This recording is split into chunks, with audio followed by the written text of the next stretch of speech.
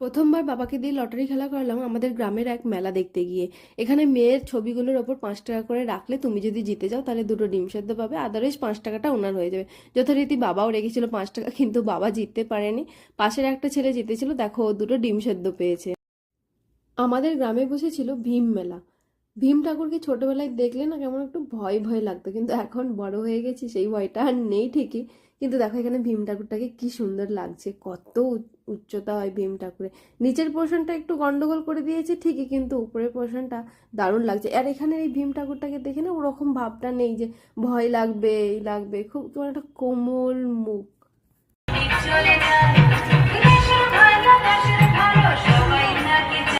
একটুক্ষণ অনুষ্ঠান দেখার পর দেখো এখানে বেগুনি আর পাঁপড় ভাজা হচ্ছিল। তো গ্রামের মেলা মানে এগুলো তো থাকবেই, তাই আলটিমেটলি আমি আর বাবা বেগুনি আর পাঁপড় ভাজা খেতে খেতে বাড়ি ফিরে যায়।